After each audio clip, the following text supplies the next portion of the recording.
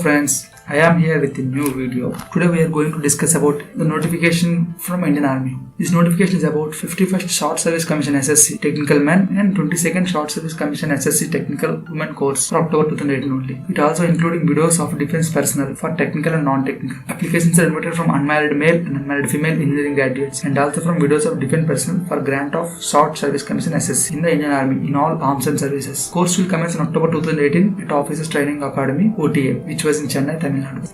Nationality: a candidate must be either citizen of India, subject of Bhutan, subject of Nepal, a Tibet refugee who came over to India before the 1st January 1962 with the intention of permanently settling in India, or a person of Indian origin who was migrated from Pakistan, Burma, Sri Lanka and Eastern African countries of Kenya, Uganda, the United Republic of Tanzania, Zambia, Malawi, Zaire and Ethiopia and Vietnam with the intention of permanently settling in India. Provided that a candidate belongs to categories 2, that is subject of Bhutan, 3, Nepal, 4, Tibetan, 5, other countries that I have mentioned before, shall be a person in whose favor a certificate of eligibility can be issued by Government of India. Certificate eligibility will however not be necessary in the case of candidates who are Gorkha subjects of Nepal. Now, coming to age limit, for SSC Technical 51st men batch and SSC Technical women 22nd batch, 20 to 27 years as on October 1st 2018. That means the age is same for both men and women, and moreover that the age should be on 1st October 2018. That means candidates born between 2nd October 1991 to 1st October 1998. Both days are inclusive. For widows of defense personnel who died in harness only, this is for mainly SSC women non-technical. Non-technical means it will come under non-UPSC, and SSC women technical too, a maximum of 35 years of age as on 1st October 2018. Educational qualifications: candidates who have passed the engineering degree course or any final year of engineering degree course are eligible to apply. Candidates studying in the final year of engineering degree course should be able to submit proof of passing by 1st October 2018 and produce the engineering degree certificate within 12 weeks from the date of commencement of training at Officers Training Academy OTA, Tamil Nadu, Chennai. Such candidates will be inducted on additional bond basis for recovery of the cost of training at Officers Training Academy as notified from the time to time, as well as stipend and pay and allowances paid. Now, educational qualifications for women of defense personnel who died in harness. For SSC women non-technical, graduation in any discipline is enough. For SSC women technical, BE or BTech in any engineering stream is required. So discipline-wise vacancies are here given below. You can just check it out in the notification. For civil engineering, there are 49 men vacancies and 4 women. For mechanical, 16 men and 3 women. For electrical and electronics, 22 men and 2 women. For aeronautical and aviation, 12 men and 0 women. For computer science and computer technology, information technology and MSc computer science, they all having 31 men and 3 women. For electronics and telecommunication engineering, men, they are having 28 men and 2 women. For electronics or optoelectronics or fiber optics or microelectronics and microwave, they all having 11 men and 0 women. For production engineering, 3 men and 0 women. For architecture, building, construction technology,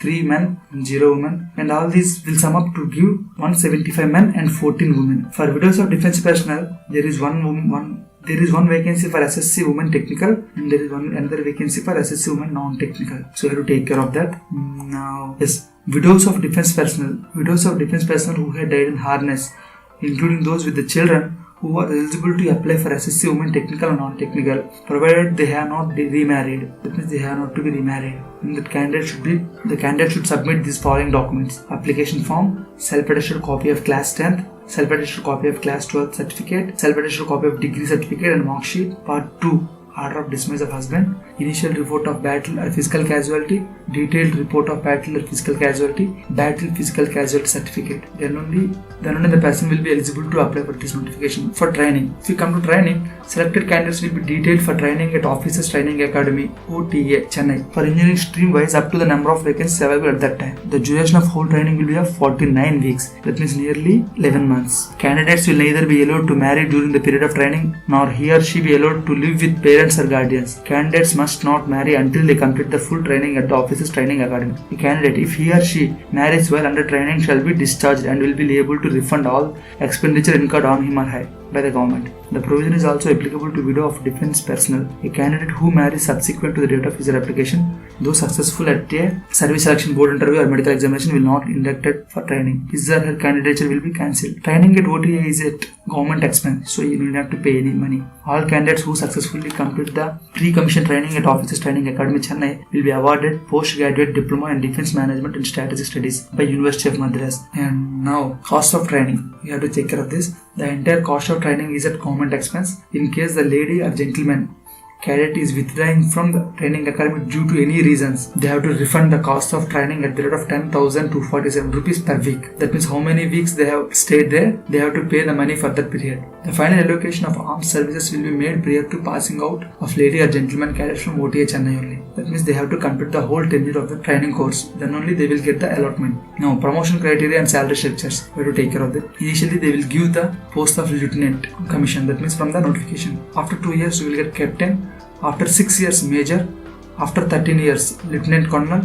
After 26 years, colonel. And from these, on selection basis, subjected to fulfillment of requisite service conditions, you will get the promotions as colonel, to brigadier, to major general, to lieutenant general, next HAG, plus scale, VCOs, that means Vice Chancellor of Armed Scales, and finally the one, COAS, Chairman of Armed Councils. And this post you will get after the age of 62 to 63, only you are eligible to get the promotion. Pay commission, you will take care of the pay commission. For lieutenant, level 10, directly you will recruit to level 10. Salary will be 56,000 to 1,77,500. Captain, 61,300 to 1,93,000. For major, 69,400 to 2,07,000. For lieutenant colonel, 1,21,000 to 2,12,000. For colonel, 1,30,600 to 2,15,000. For brigadier, 1,39,600 to 2,17,000. For major general, 1,44,000 to 2,18,000. For lieutenant general HAG scale, 1,82,200 to 2,24,100. For lieutenant general HAG plus scale,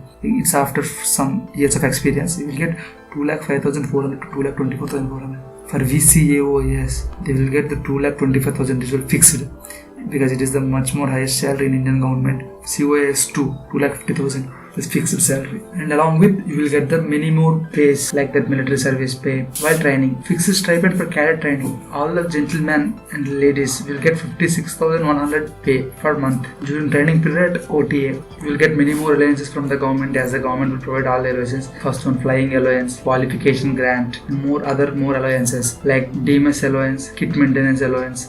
And for general rank to rank, they will have some extra allowances, lieutenant and above, level 10 and above, like that HAFA, FD area allies, mod FD area allies, all those. And finally, high altitude allowance, lieutenant and above same. It also will choose Cat 1, Cat 2, Cat 3, all those are categories. And Siachen allowance, those who will get the post at Siachen Glacier, they will get allowance of 42,500 per month extra, because the climate and weather, all those are very hard to live there. So uniform allowance will get 20,000 per year, and transport allowance, and children fee allowance, and army group insurance fund, all those you will get. And now how to apply, this is the main point you have to take care of. Applications will only be accepted online through the website www.joinindianarmy.nic.in, and I have provided the link in the description for the notification, and also I have provided the link for the main website of the Indian Army. So there you will get many more details. Then by clicking continue, you will get the details you have to fill. After filling, you have to click submit now. After submitting, click on PDF.